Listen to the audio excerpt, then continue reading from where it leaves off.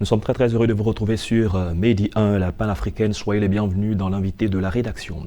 Les enfants défenseurs des droits environnementaux œuvrent sur tous les continents pour protéger et promouvoir les droits de l'homme et de l'environnement. Ces enfants agissent souvent au risque de subir des représailles personnelles et ont pour objectif de défendre les droits des générations actuelles et futures.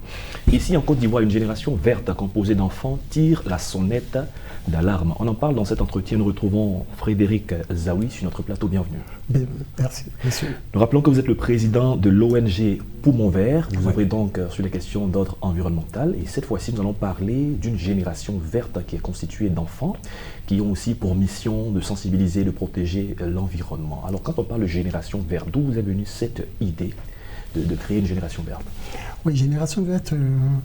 Parce que l'idée nous est venue, pour moi, de mettre ce groupe-là en place, surtout former les enfants, à cause de l'impact que les enfants ont aujourd'hui dans notre société. Et il faut le faire, il faut qu'ils grandissent vraiment avec cette notion de verdure, cette notion de civisme environnemental et surtout floral. D'accord. Quand vous voyez ces enfants, la plupart d'entre eux des moins de 18 ans, qu'est-ce qu'ils pensent par rapport aux actions des pays, des États, des gouvernants, des personnes plus âgées que par rapport à l'environnement?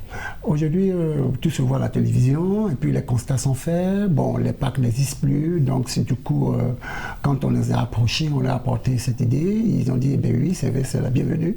Alors donc du coup, ils sont prêts vraiment à apporter cela, apporter des messages aussi, ils apportent leurs idées. On a besoin de parcs, on veut que telle rue soit arborée, et même dans les zones rurales, ces enfants aussi ont leurs idées, ont leurs paroles à donner, ils nous donnent des idées, ils nous donnent aussi ils nous font des propositions, et là on court avec eux. Essayons donc de voir ces quelques propositions que font les enfants sur le terrain. En quoi consistent leurs initiatives?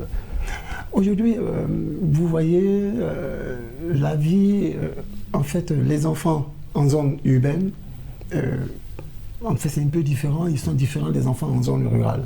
Ils n'ont pas les mêmes contraintes, ils n'ont pas la même réalité. Voilà, il n'y a pas trop les mêmes réalités parce que là, il y a l'industrialisation, le modernisme, tout ça qui ressort. En zone rurale, c'est une vie un peu plus simple. Voilà, pas trop de tracasseries et pas trop d'impact dont ils sont confrontés.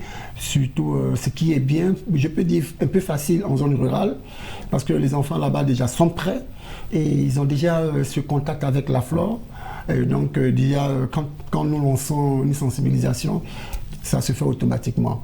Par rapport aux enfants en zone urbaine, bon, oui, c'est vrai, le contact, ils constatent déjà les faits. Ils se disent, ah, vraiment, c'est en train de disparaître. Qu'est-ce qu'on peut faire? Et on leur donne des idées. Et du coup, nous font aussi des propositions et le tour est joué. Souvent, on se pose la question de savoir est-ce que les enfants sont écoutés, les moins de 18 ans, quand ils ont de telles initiatives?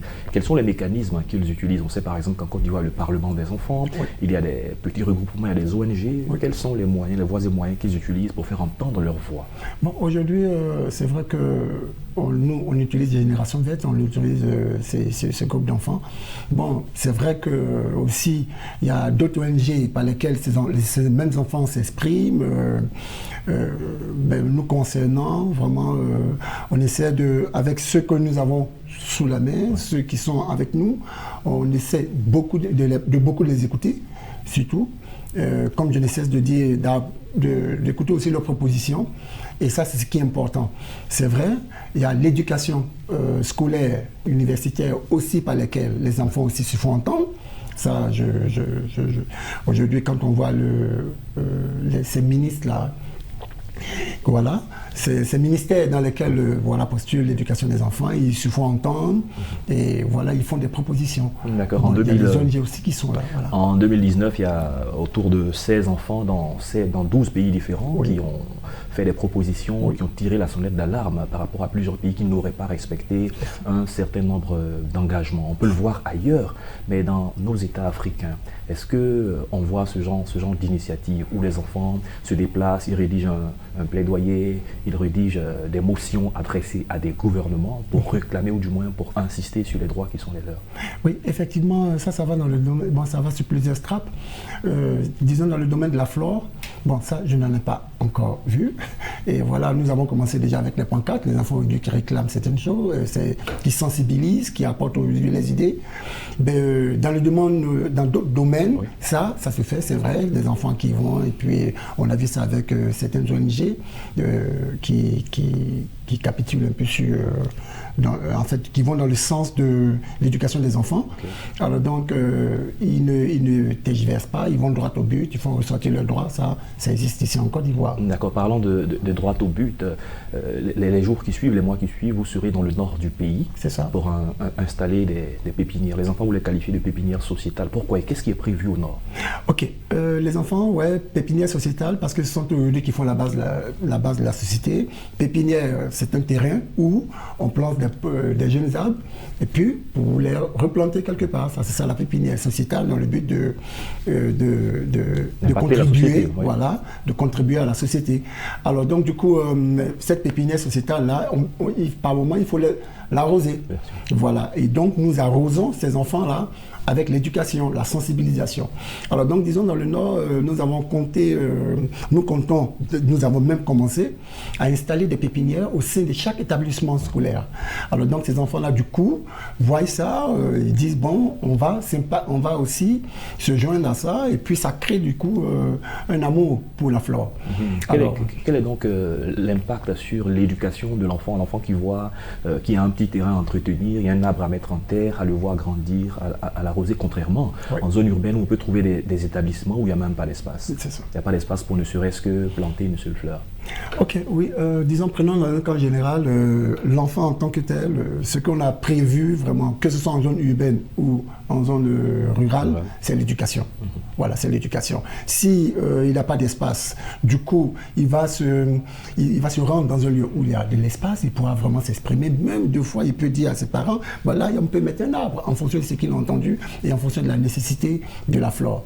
En zone rurale, c'est comme je vous le disais, c'est plus facile, c'est plus propice aux enfants, ils s'expriment en fonction de ça, ils voient que quand les pépinières sont là, il faut les arroser, il faut les disposer, et puis en fait ça crée en l'enfant la patience. Ça crée aussi en l'enfant le respect de la flore. Et du coup, quand on parle de respect de la flore, il y a l'environnement qui suit. Donc, du coup, il prend conscience du fait que, ben ça, si on coupe, on va mal respirer. Donc, il faut laisser grandir, et puis voilà, on va dans ce domaine. En matière de droits de l'homme, les enfants ont les mêmes droits que les adultes. On pourrait même dire bien plus de droits que les adultes, parce que les adultes ont le devoir de protéger les enfants, ont le devoir d'être des modèles pour les enfants. Quel est l'impact du comportement des adultes aujourd'hui qui jettent des sachets d'eau dans les rues, qui ne respectent pas l'environnement? Quel impact sur les plus jeunes? Oui, M. Thomas, tout à l'heure, vous voyez, ça c'est monnaie courante, hein, c'est monnaie courante. Alors donc aujourd'hui, si un enfant, par exemple, qui a déjà cette notion du civisme environnemental, il reprend de façon polie, un adulte, du coup, là, ça rentre vite, hein. Ça rentre vite par rapport à cet adulte-là qui est repris par un autre adulte. Oui. Mais quand c'est un enfant qui le reprend, voilà pourquoi est-ce que tout à l'heure je disais que cette base-là, il faut qu'on arrive à l'arroser, vraiment avec une très bonne éducation, arroser avec une très bonne sensibilisation. Et vous qui êtes porteur du message certainement des enfants, quel est le message des enfants vis-à-vis des adultes qui sont censés être leurs dévanciers, les modèles, qui sont censés les prendre par la main et les conduire? Aujourd'hui, les enfants disent on veut des arbres. Les enfants disent le gaz carbonique nous étouffe. Les enfants disent on a besoin d'oxygène. Les enfants disent on veut des rues arborisées. Les enfants disent on veut des parcs. Les enfants disent on veut la forêt en Côte d'Ivoire. Les enfants disent la forêt disparaît, il faut replanter. Parce qu'ils n'ont pas connu cette forêt, C'est ça, ils n'ont pas connu cette forêt. Et bien, dans certaines zones rurales, il y a des enfants qui ont connu ça, mais ils sont en train de voir cette forêt en train de disparaître. Donc du coup, c'est vrai, 20 ans, du coup, on voit tout en train de disparaître. Donc, on veut cette forêt, on veut entendre le son de tel oiseau, voilà, parce que quand la forêt disparaît, il y a d'autres... Il y a plus d'espèces qui sont en même temps, voilà. Donc c'est toute cette éducation-là qu'on... Merci Frédéric Zawi. Merci beaucoup. On a eu le plaisir d'échanger avec vous sur ce plateau. On parlait avec vous de Génération Verte, les enfants sensibilisent sur l'environnement. C'est ça. C'est la fin de cette émission. Merci à tous de l'avoir suivi. Bonne suite de nos programmes sur Média 1.